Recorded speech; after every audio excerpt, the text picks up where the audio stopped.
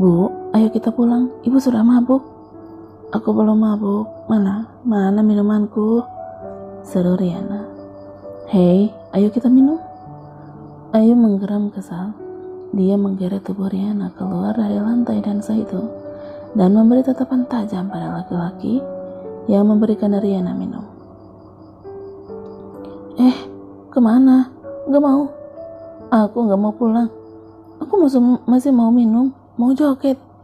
Lantur Riana sambil memberontak, menolak masuk ke dalam mobil Ayu. Tidak mempedulikan penolakan Riana, Ayu memaksa mantan atasannya itu masuk. Setelah beberapa kali saling dorong, akhirnya dia berhasil membuat Riana duduk di joknya dan memasangkan seatbelt wanita itu.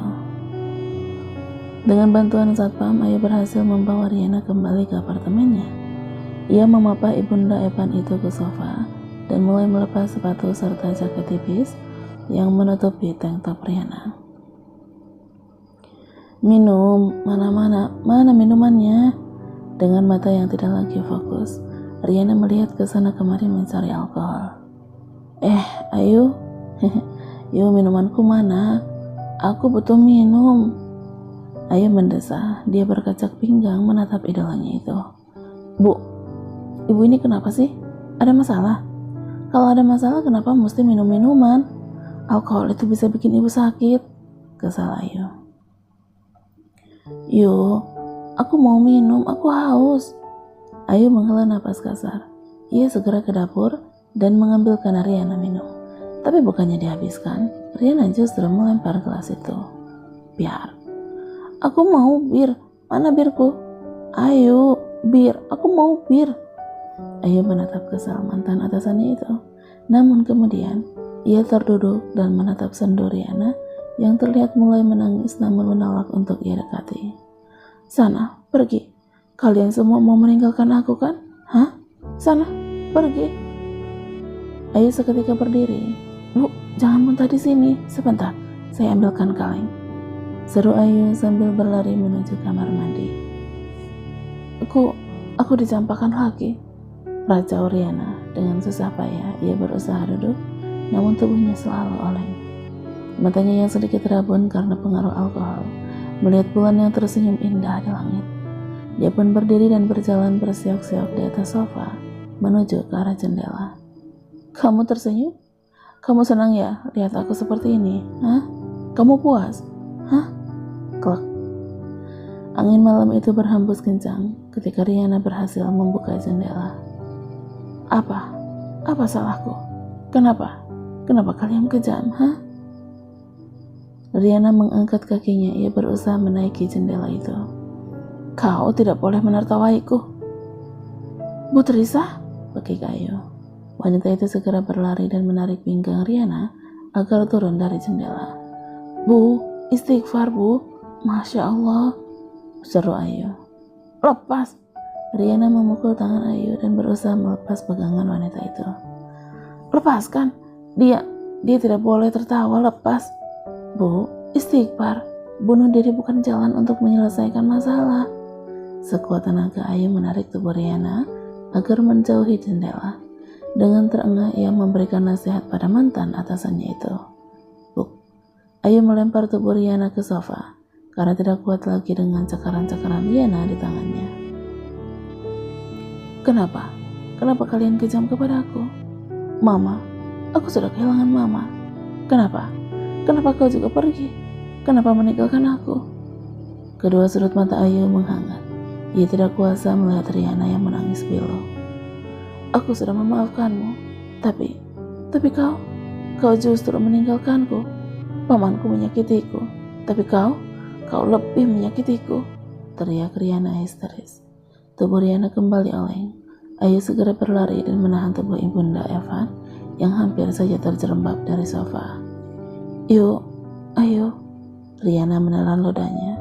Dia menatap Ayu dengan mata sembabnya. Katakan, apa aku tidak layak dicintai? Apa aku pantas menerima semua ini?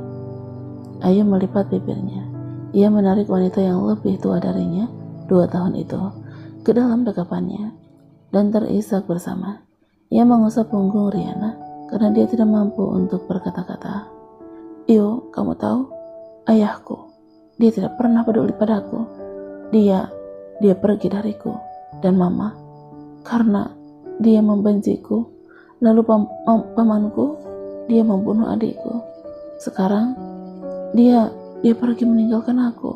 Dia pergi, yuk. Dia pergi. Raja Riana. Bu, lirih Ayu, ia semakin erat mendekap tubuh Riana dan menangis bersama wanita itu. Ayu kembali membaringkan Riana ke sofa lalu mengangkat panggilannya.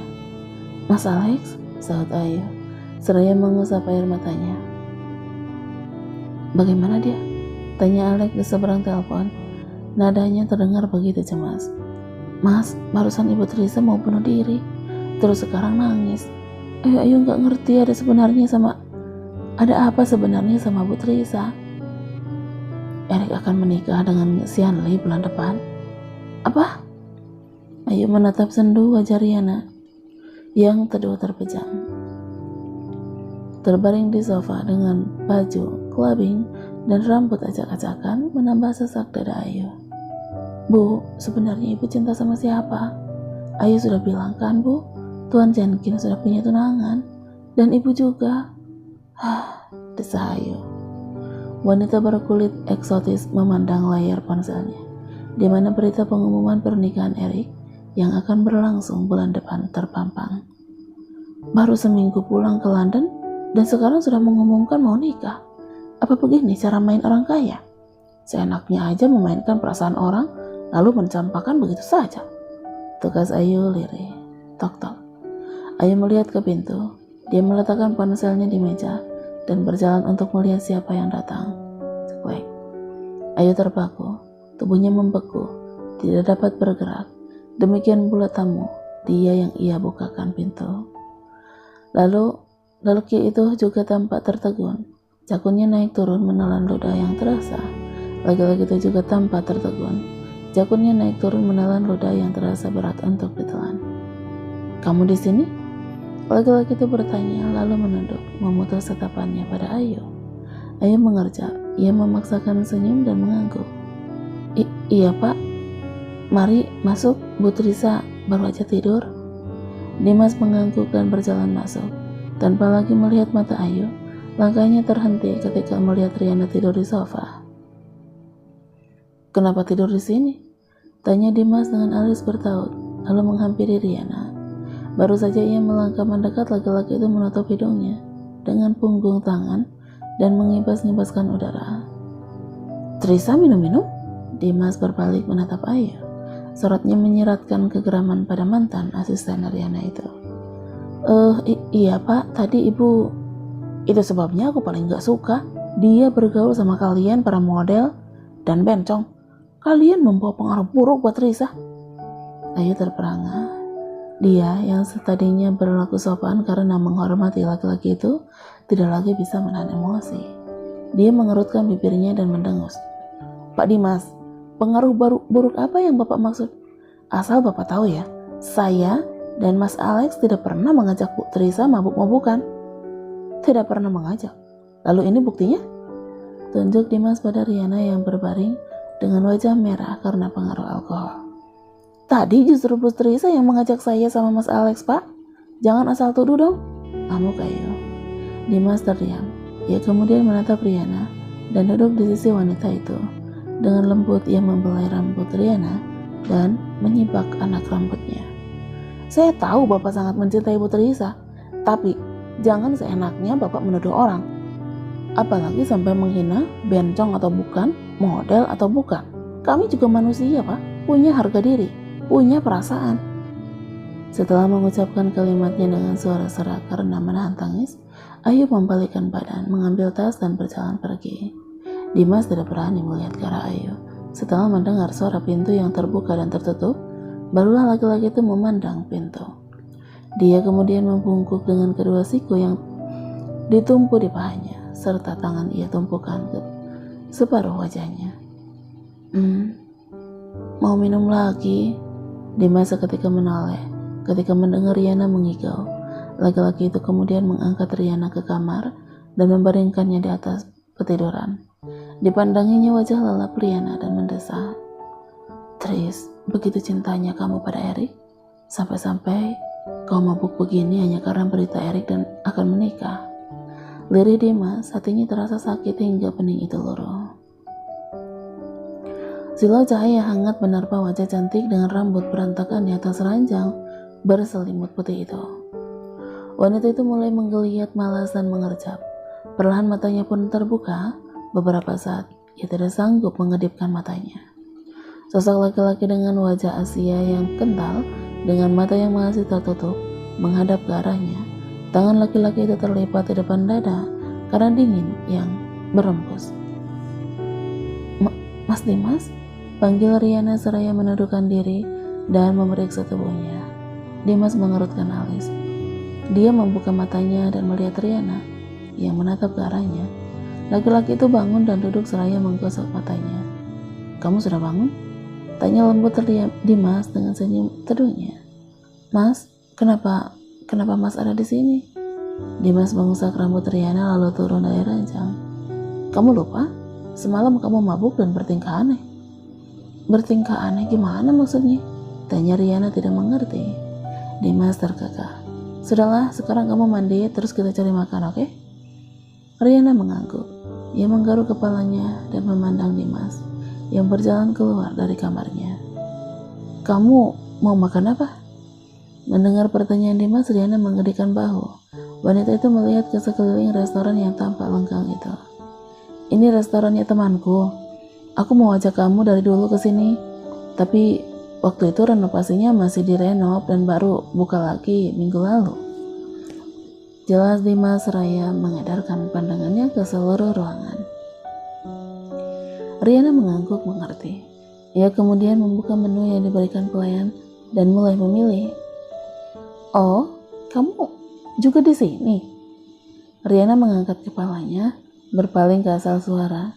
Melihat siapa yang berbicara kepadanya, Riana memutar matanya malas dan kembali melihat menu. Jadi, tidak ada rotan, akar pun jadi ya? Elena, apa maksudmu? Jangan cari gara-gara, ini tempat umum, serga Dimas. Wah, pantas saja kamu gak kelihatan sedih dengar kekasih gelapmu itu mau menikah. Masih punya ban serep sih, sindir Elena lagi tidak peduli dengan ucapan sang kakak. Ya, begitulah. Tapi jangan ditiru loh ya. Cukup desain aja yang kamu tiru, balas Riana enteng. Mata Elena seketika melebar, giginya bergemerlatuk. Tangannya yang menggenggam dompet terlihat erat mencengkram. Dimas yang mendengar balasan cerdas Riana tersenyum simpul, menyadari kalau kakak tirinya menertawainya. Elena berpaling dan menatap cemooh kakak sepupunya itu. Baru kali ini aku lihat sendiri ada laki-laki yang tidak punya harga diri, mau aja dijadikan cadangan. Mata Dimas menajam menyorot wanita itu. Itu bukan urusanmu, hardik Dimas geram. Kamu bikin malu keluarga Santosa? Ya, Mas Dimas memang bikin malu, tapi tidak sehebat seseorang yang membuat heboh seluruh negeri, plus luar negeri, karena pelagiat sampai berurusan dengan hukum, sindir Riana sambil mengulum senyum. Kurang ajar, jaga mulutmu Trisa. Riana mendengus. Ia berdiri dan mengunci tatapannya pada Elena. Menjaga mulutku? Kenapa? Apa aku salah?